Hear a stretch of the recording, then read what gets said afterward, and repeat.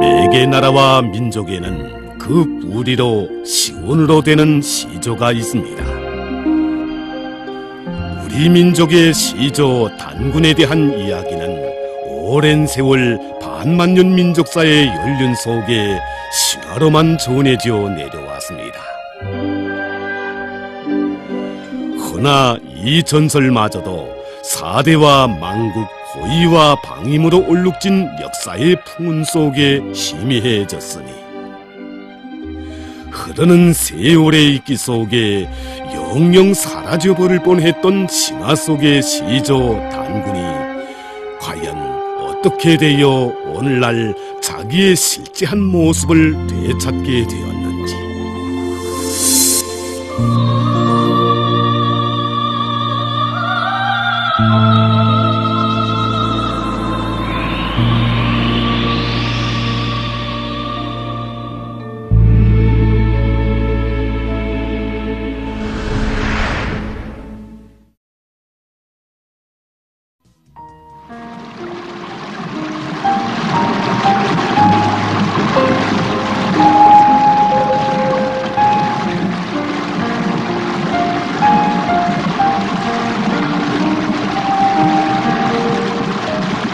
마가골의 모란봉입니다.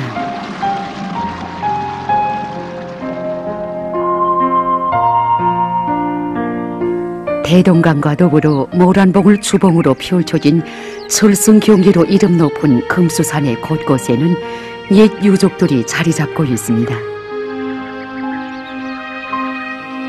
이 고족들은 우리나라의 역사와 문화 전통을 연구하는 데서 귀중한 사료로 되고 있습니다. 이 역사 유족들의 보존 사업을 위해서 해당 부문 일꾼들은 자주 이곳을 찾곤 합니다. 이들 속에는 얼마 전부터 우리 민족사를 정립해 주신 위대한 수령님들의 불멸의 업적을 소개하는 책을 쓰고 있는 민족유산보호지도국의 책임 일꾼도 있습니다. 그는 도서에 삽입할 사진 자료를 위해서 전문가들과 현지를 답사하고 있습니다. 지금 송가정으로 가고 있습니다.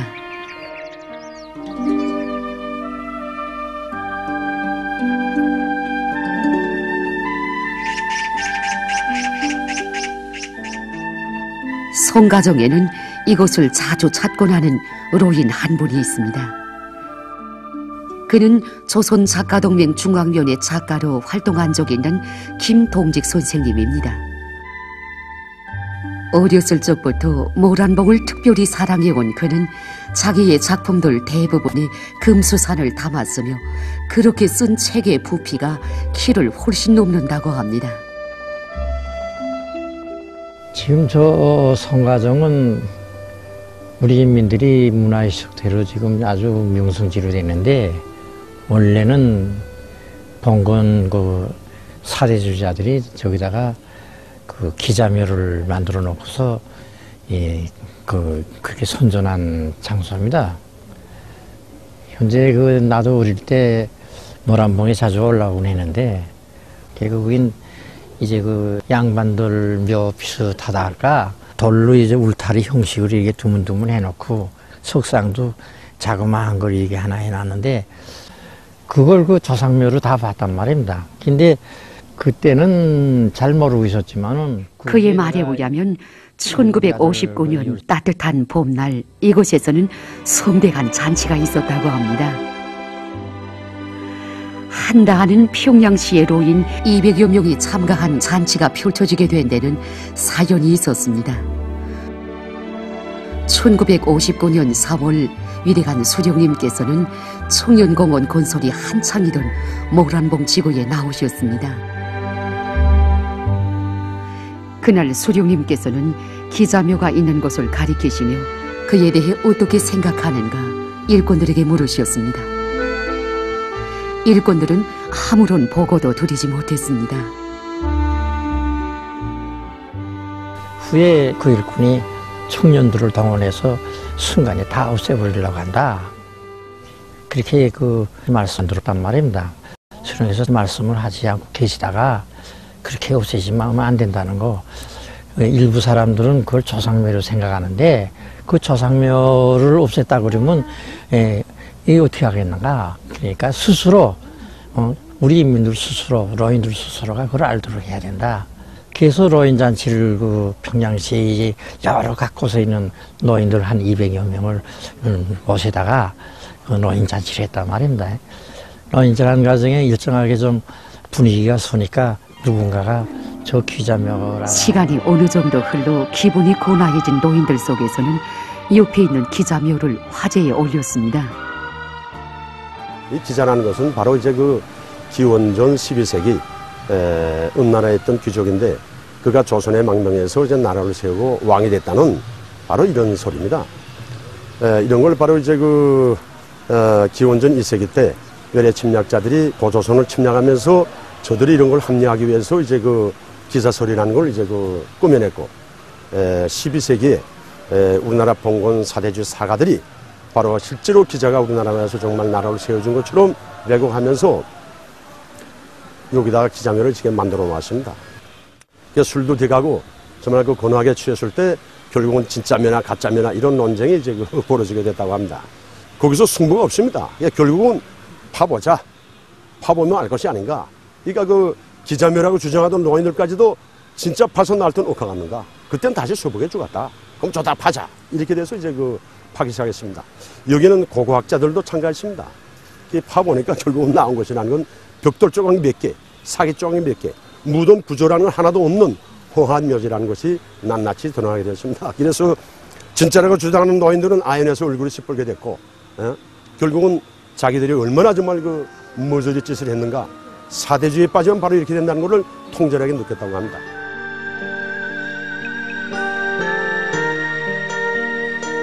이 사실을 보고받으신 위대한 수령님께서는 호탕하게 웃으시면서 이제는 기자묘가 있던 자리에 지난날 외족을 치는 싸움 때 지휘초로 쓰던 총각 같은 것을 하나 잘 짓는 것이 좋겠다고 교시하셨습니다.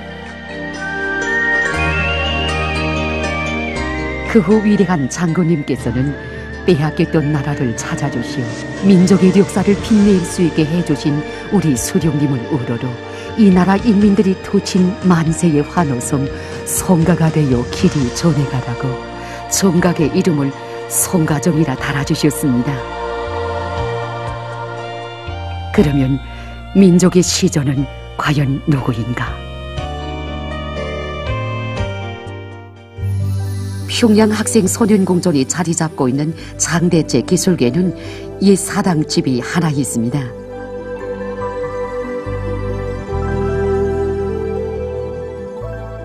이 건물이 바로 이제 그 단군을 제사 지내던 이런 그 숭룡전입니다. 이 건물은 정말 우리나라에서 역사가 정말 굉장히 오래됐습니다. 그래서 그 586년에 저 안하콩 때 던 왕궁이 이 평양시로 옮겨오면서 여기다 지었는데 이 위치가 바로 오늘날 보면 이제 그 평양시 중구역 종로동으로 되어 있지만은 옛날로 말하면 평양성 안에 내성의 거의 중심에 가까운. 그러니까 여기서부터 얼마 멀지 않은 곳에 이제 왕궁이 있었습니다. 그러니까 이걸만 봐도 고구려 왕들이 자주 여기 와서 단군을 제사 지냈다는 것을 이제 알 수가 있습니다. 그러던 것을 이제 그 1429년도 15세기 초중엽 때 이제 이거 다시 했는데 그때 이제 동명망을 같이 여기서 제사 지내게 되면서부터 지금처럼 숭룡전이라고 이렇게 불러왔습니다. 그런데 이제 일제 시기 일본 놈들이 단군 말살 책당을 위해서 이 건물이 오랫동안 사용되지 못했습니다. 조해방전쟁 시기 침입자들이 복귀하기 위해서 많이 파괴됐습니다. 그러던 것을 우리 당의 민족유산 보호 정책에 의해서 전후에 지금 오늘처럼 이렇게 훌륭하게 복원되었습니다. 이게 오랜 건물이라는 것은 바로 주춧돌 하나만 봐도 잘 알 수가 있습니다. 저기 바라보면 저 주춧돌이 바로 고구려식의 전형적인 이런 돌입니다. 그때 당시는 그 후예처럼 잘 가공되지 않은 자연들 그대로 갖다가 정말 기하학적으로 잘 맞춰서 저렇게 훌륭하게 지금 해놨는데 또한 이 밑에 이 기단돌도 저 전형적으로 저 고구려돌입니다. 저거. 이게 고구려돌, 고려돌, 조선봉건 완조식 이런 돌들은 다 다르십니다. 양상이. 저거는 이제도 밖에 가서 바꿨지만 울밀대, 평양성 일대에 썼던 저 돌하고도 딱 맞아 떨어집니다. 그러니까 이 역사가 얼마나 오랜가. 이것만 봐도 우리 민족이 오래전부터 단군을 정말 민족의 원시소로 이렇게 신격화하고 숭배했다는 것을 잘 알 수가 있습니다. 그러나 어디까지나 지난 시기 학계가 찾으려고 한 시조 단군은 신화적 존재에 불과했습니다. 이것은 우리 선조들이 민족의 시조 단군을 신화적 존재로 여기면서 많은 전설들을 만들어낸 데도 있지만 보다 중요하게는 일제의 단군 말살 책동과 연관되어 있었습니다. 일제는 조선을 강점한 첫 시기부터 우리 민족의 이 궁지와 이 자부심을 말살하기 위해서 이 단군을 말살하기 위한 책동에 이제 착수했습니다. 일제는 이제 이 단군의 역사를 말살하기 위해서 단군과 관련된 이 역사 문헌들을 모조리 이제 이 집들과 이 마을마다 두지면서 찾아겠고서는 몽땅 다 불살라버리는 이런 만행을 감행하는 한편 조선 총독부에다가 조선사 편수위원회라는 것을 내야겠고 이 편수위원회에서 조선 역사를 이제 편년체 형식으로 이제 서술하게 했습니다. 근데 일제는 우리나라의 역사를 기원전 57년 이 삼국사학에 기록되어 있는 내용입니다. 이 기원전 57년에 이제 박역거세가 이 신라를 세운 이러한 내용으로 역사를 기록하다 나니까 단군 역사는 우리 민족 속에서 마치 이제 신화나 이 전설에나 나오는 이 가상적인 역사로 이 생각을 하게 되었습니다. 민족의 원시조 단군의 존재는 외세가 펼쳐놓은 흑막 속에 깊숙이 묻혀버리게 됐습니다. 우리 민들 속에서 대대로 이제 내려오면서 널리 알려진 이 단군 신화. 여기서 이제 주인공 문제가 이제 실제 인물인가 아닌가 이걸 밝혀내자면 여러 가지 이제 조건이 있어야 했습니다. 말하자면 단군이 나라를 세울 때 어디다 세웠는가, 그 도읍지가 어디였는가 이런 걸 증명할 만한 이런 증거물이 있어야 됩니다. 말하자면 성곽이라든가 여러 가지 무슨 유적이라든가 유물 같은 것, 당시까지는 이런 문제가 밝혀지지 않았습니다. 김일성 종합대학에서 역사학을 전공한 후 대학에서 교원 생활까지 한 바 있는 그는 오늘 도서지필에서 제기되는 문제들을 토론하기 위해서 모교를 찾아가고 있습니다. 모교에는 그가 존경하는 역사학계의 권위자들이 많습니다. 그들 중에는 연세가 70을 넘어선 그의 옛 스승인 남일영 교수도 있습니다. 그는 국가의 존재를 론중하는 데서 중요한 몫을 차지하는 성곽에 대한 논문을 써낸 바 있는 학자입니다. 유죄할 수 있었던 근거가 뭐냐? 마침 그는 대학 고내에 있는 성곽 자리에서 우리 민족의 첫 국가였던 고조선의 성곽에 대해 학생들에게 얘기해주고 있었습니다. 고대 국가는 반드시 외래 침략을 막고 또 지배계급들이 자기의 그 재산과 생명을 보호하기 위해서 성을 쌓았습니다. 이 성을 이제 찾는 문제였습니다. 그런데 그때 우리들이 이제 이 성곽을 연구하는 데서 자료들을 보게 되면 기원전 3세기, 4세기 그러니까 고조선 말기의 성들은 몇 개 남아 있는데 5천여 년 전에 그 성곽을 찾는다는 건 솔직히 말하면 그때 막연했습니다. 어떻게 할 것인가 이 가다가 좋다. 그러면 우리 고조선 후기의 성곽들을 재검토하자. 그래서 우리가 연구사업을 첫 돌린 게 항해북도 봉산군 지탐리 도성으로 돌렸습니다. 성이라는 건 그 시기마다 쌓은 층이 서로 다릅니다. 해서 그 단면을 발굴하니까 밑에는 여러 가지 흙을 막 갖다 쌓은 층, 두 번째 층은 돌과 흙을 딱 섞어서 쌓은 층, 세 번째 층은 판축 방법으로 한 층, 이렇게 나타났습니다. 이 성벽 축조 방법은 그 시대적 차이를 표현합니다. 그러나 지탐리 토성 하나에서 나왔다고 그것으로 결론하지 말자. 단군 조선 시기 성들을 더 발굴해서 그와 같은 축조 방법 형식이 시대적 변천으로 보는 그 근거를 찾자. 그래서 우리가 다음으로 발굴한 것이 지금의 남포시 온천군 성년리 토성입니다. 거기 가서 또 역시 딱 성벽을 발굴하니까 이자구와 같은 현상이 나타났습니다. 이자구와 같은. 그다음에 우리 항해남도 운율군 운송리 토성, 그다음에 저 신천군 청산리 토성 이거 발굴하니까 그런 현상들이 나타나기 시작했습니다. 그래서 우리는 이곳을 맨 밑에 층은 단군 조선시기의 쌓은송이다. 그 이후에 여러 번 개축한 송이라는 시대적 차이를 결론했습니다.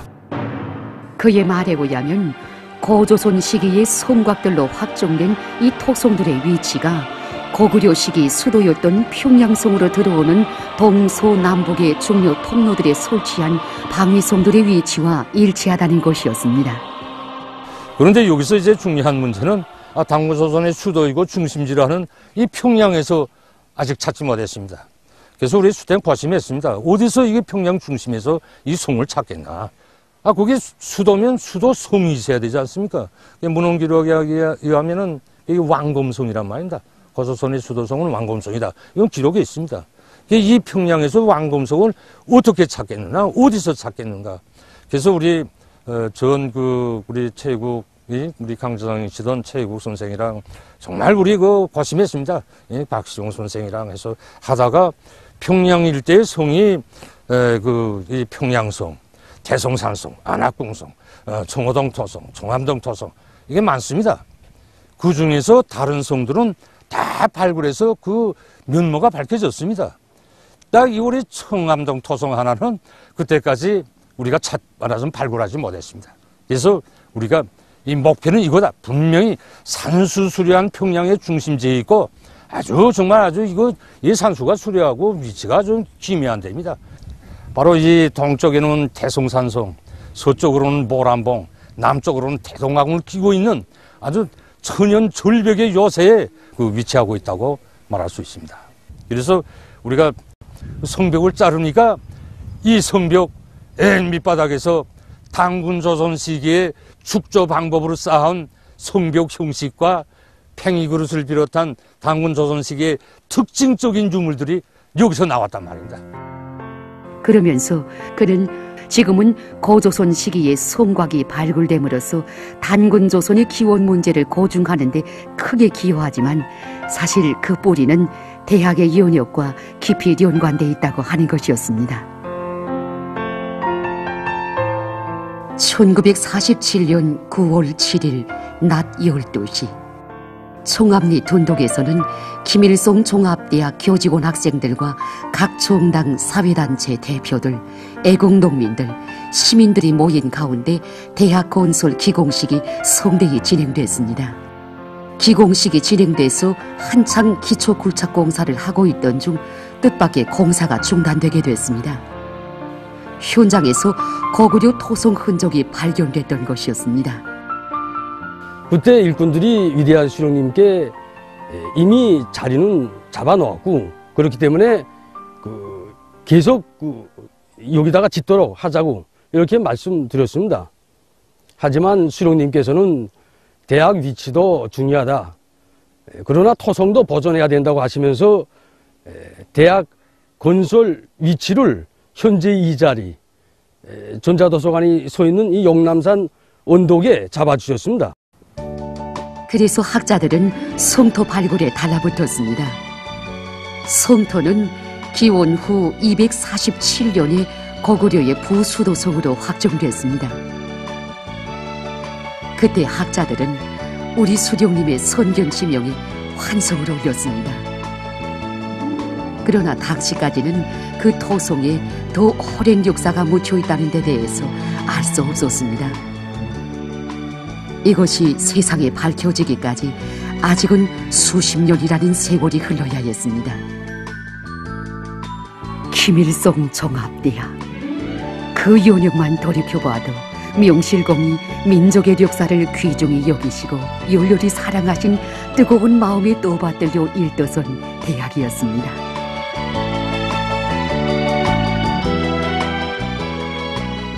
오늘 여기 령남산 마루에서는 김일성 종합대학 경제학부 제17기 졸업생들과 역사학부 교원 학생들과의 상봉 모임이 진행된다고 합니다. 수십 년 세월이 흘렀지만 우리 민족의 역사를 그대로 귀중히 여기신 우리 장군님에 대한 추억은 참으로 뜨겁습니다. 그날은 1961년 1월 27일 조선 역사 감옥 강의가 끝난 다음이었습니다. 이날 강의가 끝나자 이대한 장군님께서 우리들을 보고서 오늘 강의를 받고 말하면 인상에 남는 것이 무엇인가 이렇게 우리들에게 물으셨습니다. 이때 그 한 학생이 대답하면서 단군 신화에 대한 강의를 아주 실속있게 들었다는 거. 그런데 사료가 모두 비과학적이고 사료적 가치가 얼마나 있겠는가 하는 것은 분간하기 어렵다고 이렇게 말하면 학생이 대답했습니다. 그날 위대한 장군님께서는 단군 신화는 신화 중 가장 그 고전적인 성격을 띠는 것으로서 우리 인민들이 사회 경제 생활뿐만 아니라 그들이 지녔던 소박하고 원시적인 사상 종교적 신앙의 모든 형태를 다 포괄하고 있다고 하시면서 단군 신화를 과학적으로 분석해 주셨습니다. 이날 위대한 장군님께서는 단군왕의 아버지가 신으로 묘사된 것으로 보아 이 신화는 목의 사회에서 북의 사회로 넘어가는 역사적 시기를 반영하고 있다고, 그리고 이 마늘과 쑥에 대한 이야기는 원시 농업을 반영하고 있다고 교시하셨습니다. 그러시면 그날 위대한 장군님께서는 이 이야기는 매우 오랜 기간 사람들 속에서 창조되어 입으로 전해오다가 국문이 나온 이후에 문헌에 기록된 것으로 인정된다고 하시면서 고조선의 건국신화, 단군신화가 나온 때로부터 오늘까지 근 반만년이 된다고, 그래서 사람들은 우리나라를 반만년의 오랜 역사를 가졌다고 하는 것이라고 교시하셨다고 합니다. 과학적인 분석으로 환상으로 둘러싸인 신화의 껍질을 벗겨버리시는 위대한 장군님을 우러르며 학생들은 민족의 시조인 단군에 대해 다시금 깊이 생각해보게 되었습니다. 민족의 시조. 시조란 맨 처음으로 나라를 세운 조상을 이루는 말입니다. 우리 민족의 시조가 세운 첫 국가 고조선은 계급의 발생과 함께 생겨난 노예 소유자 국가였습니다. 그러나 1960년대 초까지 우리 민족의 첫 계급 국가에 대한 역사적 인식은 모호하게 그지없었습니다. 이와 관련해서는 당시 김일성 종합대학에서 조선 역사를 강의하던 현명호 선생님의 회상을 통해 잘 알 수 있습니다. 지금에는 황당하겠지만 그때까지 적지 않은 학자들은 고구려와 백제, 신라 삼국 이전 시기를 원시사회로 보고 있었습니다. 강의에서 나는 학생들에게 삼국의 사회 경제적 성격에 대해서 당시 학계가 가지고 있던 견해들을 이야기해 주었습니다. 하나는 삼국 시기를 노예제 사회로 보는 견해, 다른 하나는 삼국 시기를 봉건 사회로 보는 견해, 또 다른 하나는 고구려 백제를 노예 사회로 규정하고 신라는 봉건 사회로 규정하는 견해였습니다. 학생들은 질문을 연거푸 들이댔습니다. 선생님, 고구려가 노예 소유자 국가라면 단군이 세웠다는 고조선은 어떤 성격을 가진 사회입니까? 선생님, 고구려와 백제, 신라가 봉건 국가이고 그 이전 시기에 존재한 고조선을 원시사회로 본다면 우리나라는 노예제 사회를 고치지 못했다고 봐도 됩니까? 너무 극단적으로 결론할 필요는 없습니다. 삼국시기 사회적 성격에 대해서 여러 가지 견해들이 있긴 하지만 고증할 만한 증거들이 기본인 것만큼 학계에서는 유적 유물 발굴에 많은 품을 들이고 있습니다.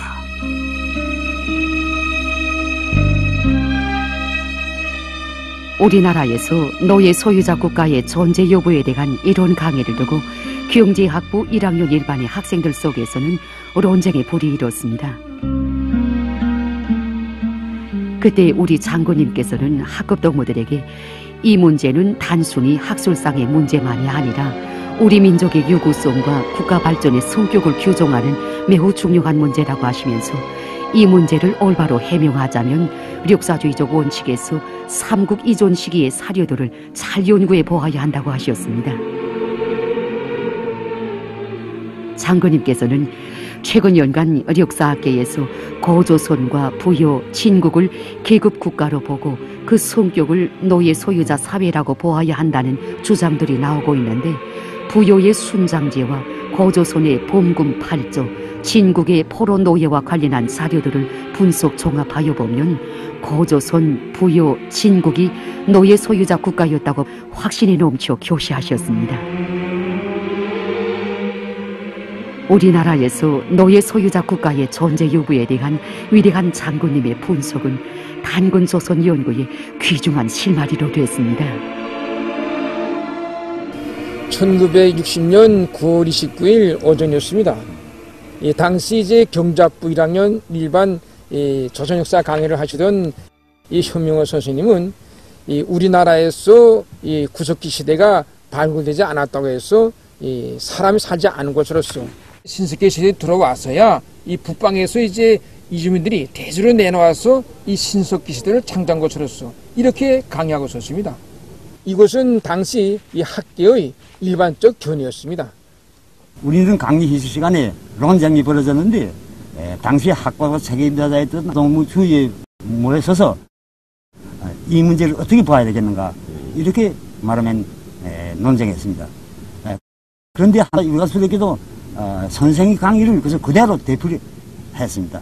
이걸 보신 이대한 장군님께서는 동무, 없다는 것과 찾지 못했다는 게 같은 말인가, 이렇게 장군님께서 말씀하셨습니다. 그래 가만히 있다가 소리, 나는 책에서 본 게 그렇기 때문에 이렇게 엉어버렸습니다. 그래서 이대한 장군님께서 그 책이 어떤 책인가, 이렇게 다시 물으셨습니다. 그러니까 너무 아무 말도 못하고 선행책들에서 본 것이라고 이렇게 말했습니다. 그런데 그때 그 선행책이라는 게 뭐인가, 바로 일본 제국주의자들이 침략책동과 관련해서 조선의 어용학자들이 쓴 책이 아닌 책이었던 것입니다.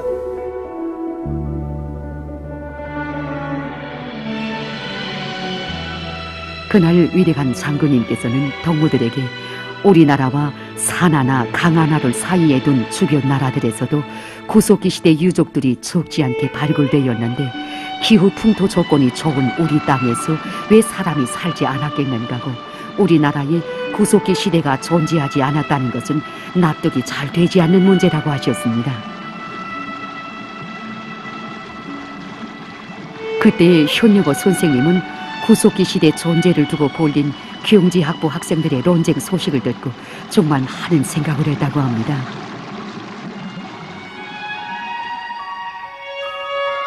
바로 이러한 때 위대한 장군님께서는 이 문제를 놓고 현명호 선생님을 찾아오셨습니다.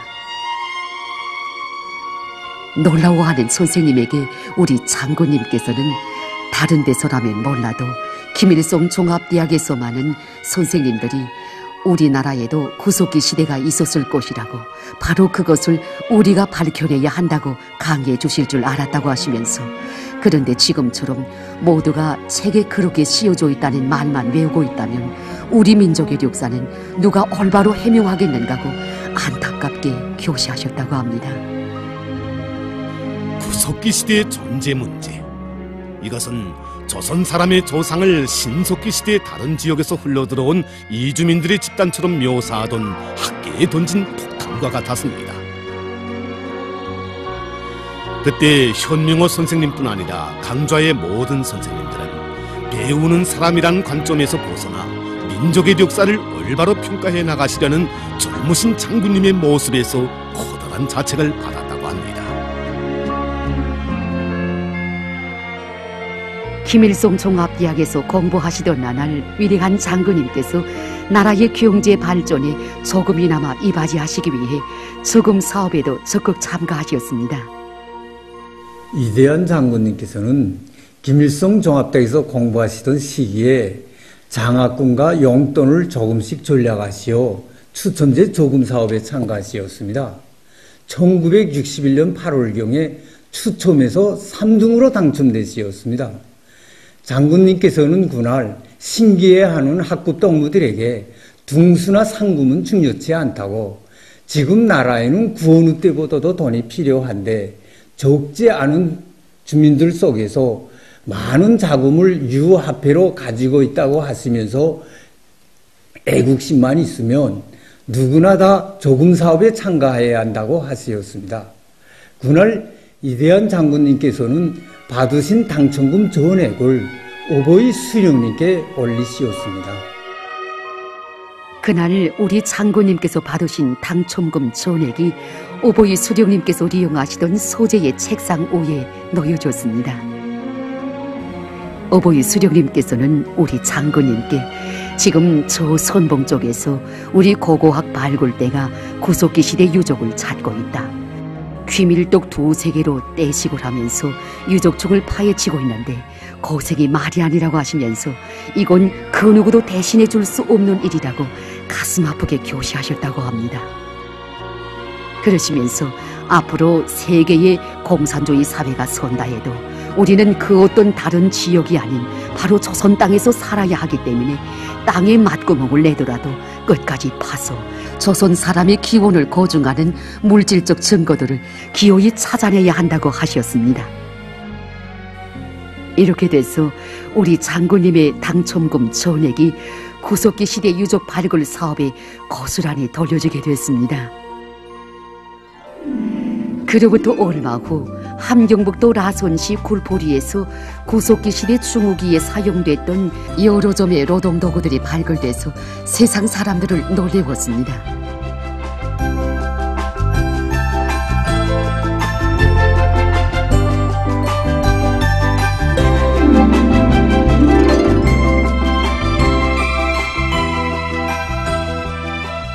이 모든 유물들은 우리나라에서는 인류 발생의 이른 시기부터 일찍이 사람들이 살았다는 것을 증명해 주었습니다.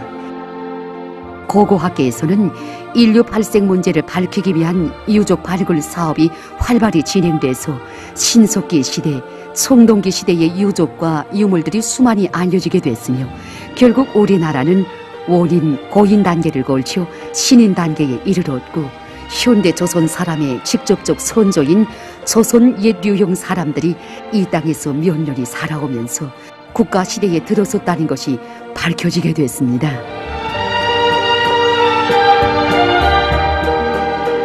그 이후 역사학계는 우리 인민의 유구한 역사를 과학적으로 종합 체계화해 나갔으며 고조선 시기의 유적 유물들을 리오니어 발굴 복원해서 단군 조선의 실체를 하나하나 밝혀나갔습니다. 그러나 단군은 여전히 신화 속의 존재로 남아 있었습니다.